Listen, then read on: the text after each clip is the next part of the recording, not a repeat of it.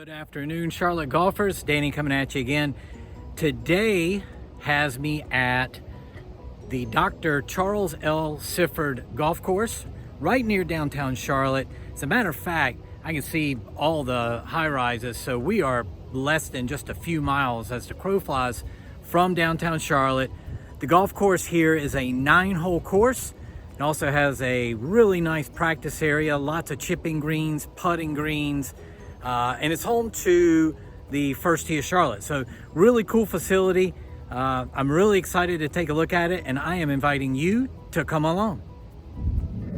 Right off the bat, you'll notice really large teeing area here. Massive grass tees, probably 50 yards deep and 70 yards wide. And right behind us here, this building here is First Tee of Charlotte. So all the junior golfers are here. And then one of the most impressive things that I love about coming out here and practicing is the chipping area. Look how good this grass is. I'm gonna tell you, the chipping areas around this golf course, around this practice area, probably better than any that you'll find in any public golf around Charlotte. Lots of different situations you can put yourself in. Uphill shots, downhill shots, shots that are up above the ball,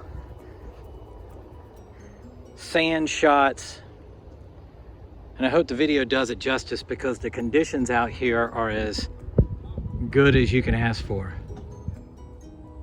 So right beside the first tee, we've got some placards here, and this is the story of Dr. Charles Sifford.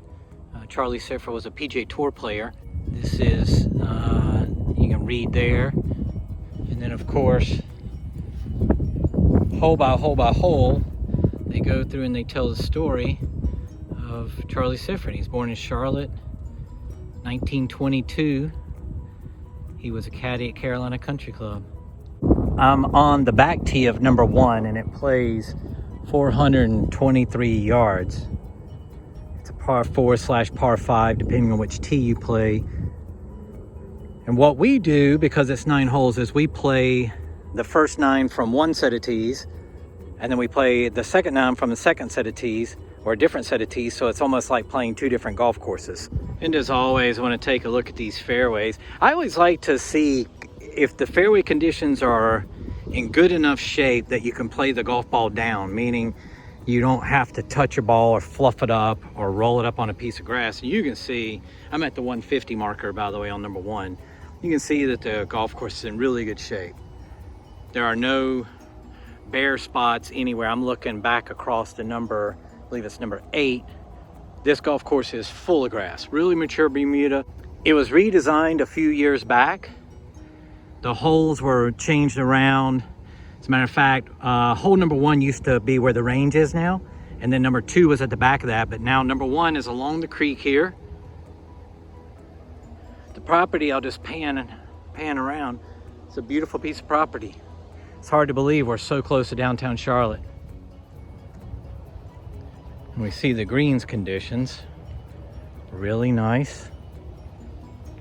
I don't ever like to see any bare spots in the greens or, see the grass struggling. This grass is not struggling. These greens look really, really, really nice. They're rolling nice too. I rolled some putts early on the putting greens. They are really, really, really good.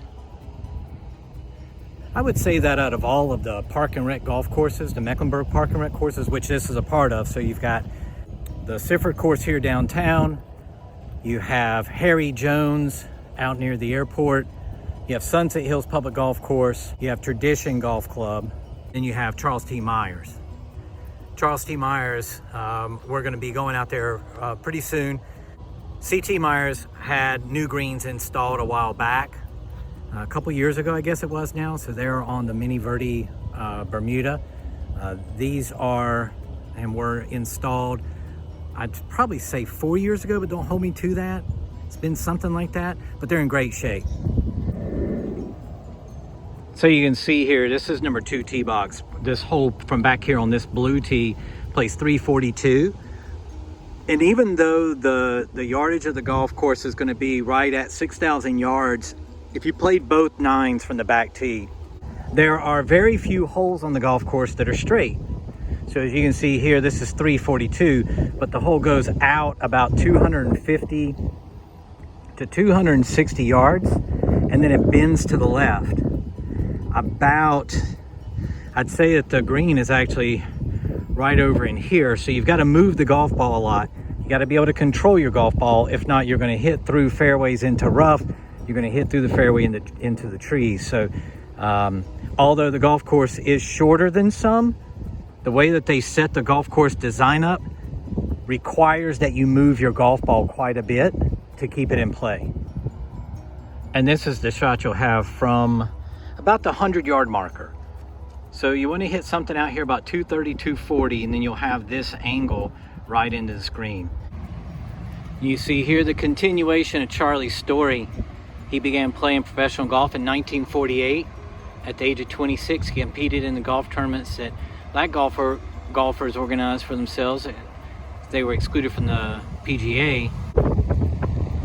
And the third hole's 153 yards from back here on this back tee box. There's actually the blue and the whites are back here. So typically they'll have one on the front of the tee box, of course the blue on the back of the tee box.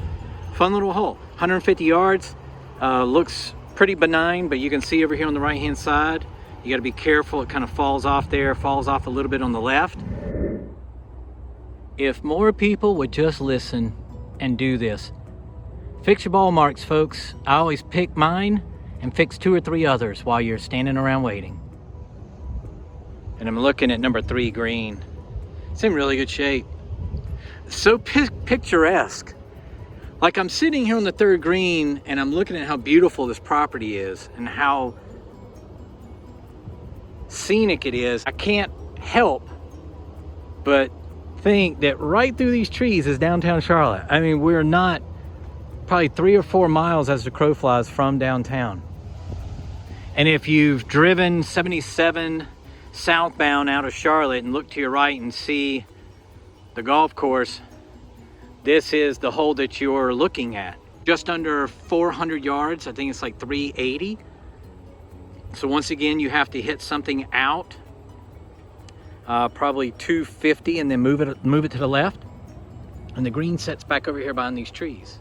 Other than the condition of greens, the other thing that I really pay attention to in the way that I judge the conditions of a golf course is, you know, can I play the ball down in the fairway? And then around the greens, am I given surfaces and conditions around the greens where I can have a fair chance of getting the ball up and down? Well, I'm going to shut up just a second and I'm going to let you look at these areas around these greens.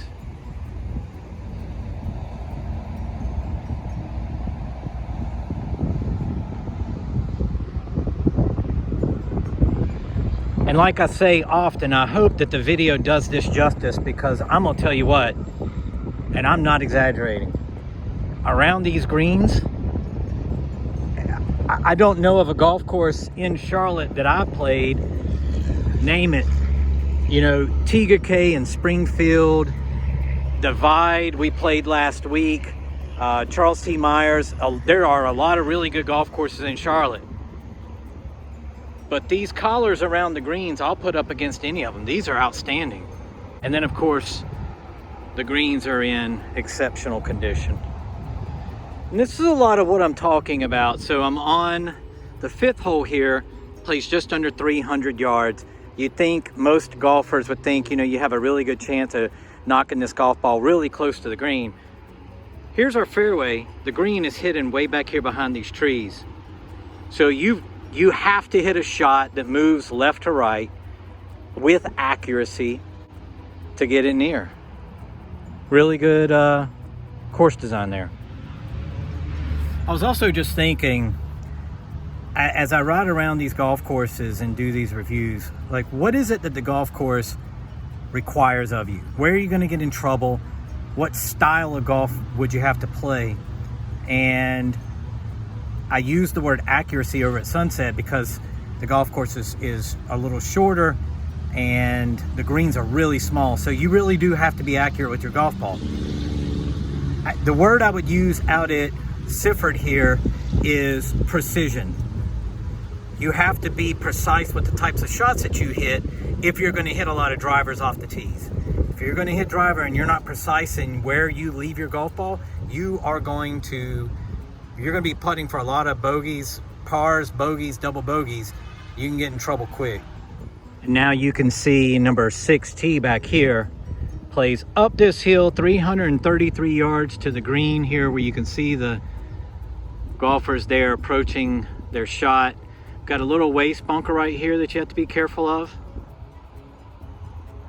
But once again, the hole goes straight out, probably about 270, and then it turns to the left a little bit. So there's that wording.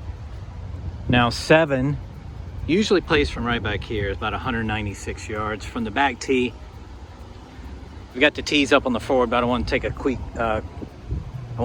quick look. Just straight down the hill a little for perspective. Interstate's over to our right. Nice little hole. My first impressions of the golf course, and I haven't been out here in a couple of years, the golf course is very clean. What I mean by that is there's not a lot of bare areas around the cart paths around the tees or around the greens. There's not a lot of dirt areas. The grass grows full on the golf course, and there's full coverage. So you're not going to have rough areas and rough spots and things like that.